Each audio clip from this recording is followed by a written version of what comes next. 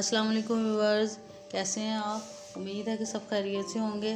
तो व्यूअर्स, जैसा कि आप देख रहे हैं कि आज हम बनाने जा रहे हैं डिज़र्ट। बहुत ज़बरदस्त, टेस्टी और झटपट से तैयार हो जाने वाला ये डिज़र्ट है। तो इसके लिए व्यूअर्स हमें बहुत ज़्यादा इंग्रेडिएंट्स की ज़रूरत नहीं है और ना ही हमें बाज़ार जाने की ज़रूरत है। घर में ही अगर ये चंद चीज़ें आपके पास हैं तो आप इस ज़बरदस्त सी रेसिपी को एंजॉय कर सकते हैं और रोज़ रोज़ इसको बना सकते हैं। तो चलिए व्यूअर्स, अपनी आज की इस रेसिपी को शुरू करते हैं। तो रेसिपी शुरू करने से पहले व्यूअर्स, आपसे मेरी रिक्वेस्ट है कि अगर आप मेरे चैनल पर नए हैं तो ज़रूर मेरे चैनल को सब्सक्राइब कर लीजिए। तो बिस्मिल्लाहिर्रहमानिर्रहीम, रेसिपी को शुरू करते हैं। और इसको शुरू करने के लिए सबसे पहले व्यूअर्स मैंने 4 ब्रेड के स्लाइस ले लिए हैं और इनकी थोड़ी सी कटिंग कर लेंगे। इस तरह से स्क्वायर शेप में मैं इनको कट लगा लूँगी और सारे पीसेस को इसी तरह पहले हम तैयार कर लेंगे।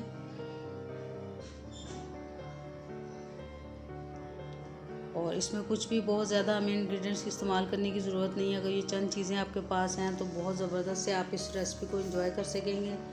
और व्यूअर्स, वीडियो अच्छी लगे तो ज़रूर वीडियो को लाइक भी करिएगा। और ये सारे स्लाइस आपके देखते ही देखते मैं सारे काट लिए हैं। तो अब व्यूअर्स, सबसे पहले ये स्लाइस मैंने काट के तैयार कर लिए। इनको हम फ्राई करेंगे और फ्राई करने के लिए अपनी कढ़ाई के अंदर मैंने ऑयल को डाल लिया है और इसको दरमियाना सा गर्म करेंगे, बहुत ज़्यादा गर्म नहीं करेंगे। और हल्का हल्का ऑयल गर्म हो गया तो अभी इनके अंदर ये मैं 4 स्लाइस ब्रेड के डाल रही हूँ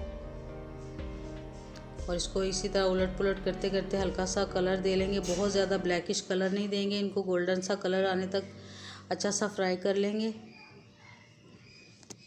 और दोनों साइडों से बस अच्छा सा कलर करीबन आ गया और जो ही अच्छा सा कलर आ जाएगा तो हम इसको बाहर निकाल लेंगे। चूल्हे की आंच को बिल्कुल तेज़ नहीं करना। अगर थोड़ी सी भी आग तेज़ हो जाएगी तो ये फटाफट से काले हो सकते हैं। तो इसलिए मैंने भी इनको दरमियानी सी आंच के ऊपर अच्छा सा फ्राई कर लिया। आप देख रहे हैं कि अच्छा सा इनका कलर आ गया है। तो अभी इनको एक बैच मैंने बाहर निकाल लिया और मज़ीद इसके अंदर डाल रही हूँ बाकी भी ब्रेड के स्लाइस। और चूल्हे की आंच का ख़ास ख्याल रखना है कि जब चूल्हे की आंच थोड़ी सी भी तेज़ होगी तो ये फटाफट से ब्लैकिश की तरफ चले जाते हैं और फिर पता भी नहीं चलेगा। तो इसलिए आंच को बिल्कुल हल्की करके इनको फ्राई करिएगा आप भी। और सारे स्लाइस मैंने फ्राई कर लिए हैं। तो अब बस अपनी कढ़ाई के अंदर ये 1 किलो के करीब मैंने दूध शामिल कर लिया। इसको अच्छा सा बॉयल आने देंगे। और दूसरी तरफ ये थोड़ा सा मैंने दूध है और इसके अंदर 2 टेबलस्पून भर के वनीला फ्लेवर कस्टर्ड पाउडर डाल लिया। इसको अच्छा सा मिक्स कर लूँगी मैं। और अब इस दूध के अंदर आधा कप चीनी मैं डाल रही हूँ और चीनी डालने के बाद थोड़ा सा इसको पकने के लिए छोड़ देंगे। और जो ही दूध को अच्छे से बॉयल आएंगे तो इसके अंदर ये हम जो कस्टर्ड का वनीला फ्लेवर कस्टर्ड के जो 2 टेबलस्पून का मिक्सचर हमने तैयार किया है वो इसके अंदर डाल लेंगे।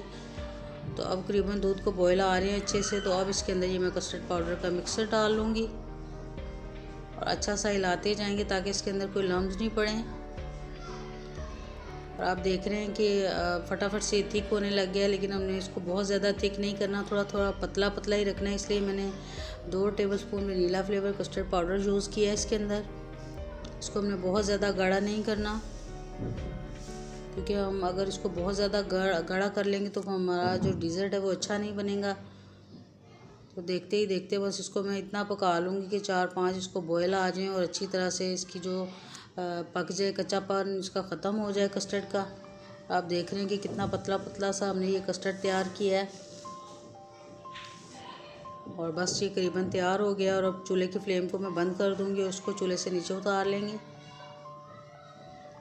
और अब इसको भी बस गरम गरम ही अपने बर्तन के अंदर डाल लेंगे। इसको ठंडा करने का इंतज़ार बिल्कुल नहीं करेंगे।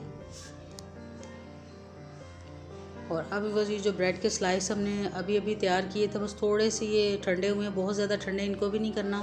और इस गरम गरम से कस्टर्ड का जो मिक्सचर हमने पतला पतला सा तैयार किया था इस तरह इसके अंदर सेट कर लेंगे। बिल्कुल डिप नहीं करेंगे। ये जब नीचे से बिल्कुल सॉफ्ट हो जाएंगे तो ऊपर से थोड़े क्रंची क्रंची रहेंगे तो बहुत टेस्टी लगते हैं, बहुत मज़े के लगते हैं। और ऊपर से इसके ऊपर ये पिस्ता थोड़ा सा मैं गार्निश कर रही हूँ। इसके मैंने छिलके उतार लिए थे तो इससे इसकी लुक डबल हो जाती है, बहुत ज़्यादा टेस्टी लगता है खाने में भी और देखने में भी।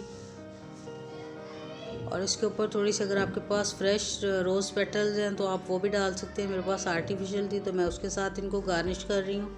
तो इसको भी बस कम से कम 2-3 घंटे हम फ्रिज में रख के अगर यूज़ करेंगे, इंजॉय करेंगे तो बहुत ज़्यादा टेस्टी ये लगेगा आपको डिज़र्ट। और झटपट से तैयार हो जाने वाला ये डिज़र्ट आप देख के बिल्कुल एक दफ़ा अगर बना लेंगे तो हैरान रह जाएंगे कि इतना टेस्टी डिज़र्ट और बिल्कुल मुफ्त वाली रेसिपी। इसमें कुछ भी हमें बाज़ार से लाने की ज़रूरत नहीं है। तो आप ज़रूर ट्राई कीजिएगा और अपना फीडबैक दीजिएगा, और रेसिपी अच्छी लगे तो ज़रूर लाइक करिएगा। चैनल पर नए हैं तो ज़रूर सब्सक्राइब करना मत भूलिएगा। तो फिर मिलेंगे व्यूअर्स इंशाल्लाह ताला बहुत जल्द इसी तरह की एक न्यू ईजी रेसिपी के साथ। तब तक के लिए अल्लाह हाफिज़।